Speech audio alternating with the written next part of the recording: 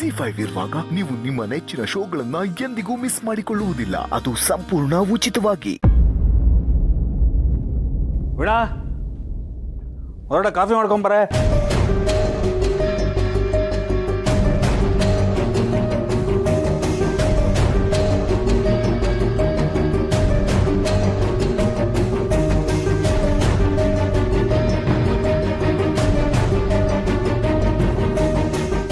ಏನ್ರಿ ಅಜ್ಜಿಗೆ ಹೀಗಾಗಿದೆಯಲ್ಲ?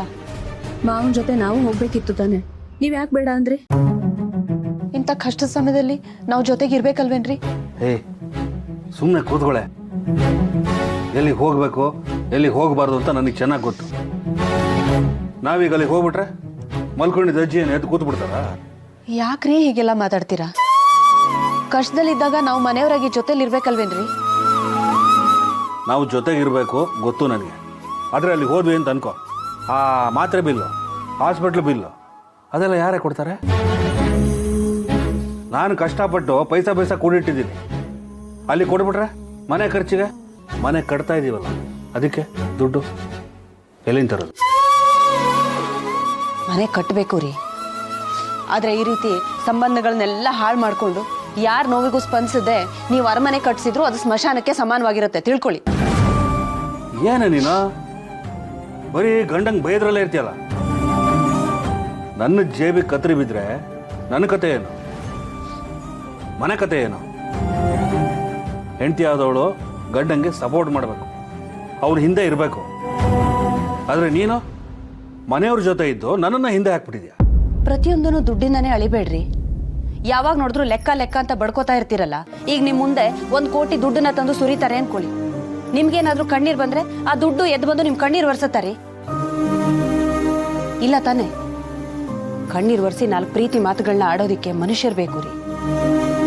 ನಾವೇನ್ ಈ ಭೂಮಿ ಮೇಲೆ 1000 ವರ್ಷ ಬದುಕಿರ್ತೀವ? ಇರೋ ಒಂದಷ್ಟು ವರ್ಷ ಎಲ್ರ ಜೊತೆ ಪ್ರೀತಿಯಿಂದ ಇದ್ದು 4 ಜನರ ಕಷ್ಟಕ್ಕಾಗಿ ಬದುಕಿದ್ರೆ ಎಷ್ಟು ಚೆನ್ನಾಗಿರುತ್ತೆ ಅಂತ ಯಾವತ್ತಾದ್ರೂ ಯೋಚನೆ ಮಾಡಿದೀರಾ ನೀವು? ಸಾಕು ನಿಲ್ಸೆ. ಬಿಟ್ರೆ ಪಾಠ ಮಾಡೋಕೆ ಶುರು ಮಾಡ್ಬಿಡ್ತಾರೆ. ದುಡ್ಡು ಸುಮ್ಮನೆ ಬರಲ್ಲಮ್ಮ, ಕಷ್ಟ ಪಡ್ಬೇಕು. ಅದೇ ಪ್ರೀತಿ ಬಿಟ್ಟಿಯಾಗಿ ಸಿಕ್ಬಿಡುತ್ತೆ, ಆರಾಮಾಗಿ ಕೊಡ್ಬೋದು. ಅದನ್ನು ಕೊಡೋಕ್ಕೂ ನಮ್ಮ ಜನ ಕಷ್ಟಪಡ್ತಾರೆ. ನೀನು ಯಾರ ಹತ್ರ ಹೋಗಿ 1000 ಕೇಳು, ಕೊಟ್ಬಿಡ್ತಾರಾ? ಹೋಗಲ್ಲ ಅಂತಾರೆ. ಅದು ದುಡ್ಡಿಗಿರೋ ತಾಕತ್ತು. ದೊಡ್ಡದಾಗಿ ಬುದ್ಧಿ ಹೇಳಕ್ ಬಂದ್ಬಿಟ್ಲು. ನಿನಕ್ಕಿಂತ ಮುಂಚೆ ಭೂಮಿ ಮೇಲೆ ಹುಡ್ದು ನಾನು, ಗೊತ್ತಾಯ್ತಾ? ಹೋಗು ಕೆಲಸ ನೋಡು. ಎಲ್ಲ ನನ್ನ ಕರ್ಮ.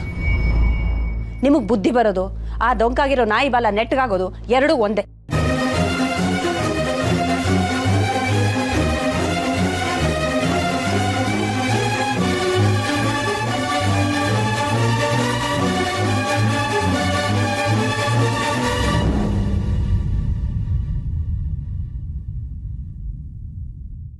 ZEE5 ಆಪ್ ಡೌನ್ಲೋಡ್ ಮಾಡಿ ಎಲ್ಲಾ ಸಂಚಿಕೆಗಳನ್ನು ಸಂಪೂರ್ಣ ಉಚಿತವಾಗಿ ನೋಡಿ.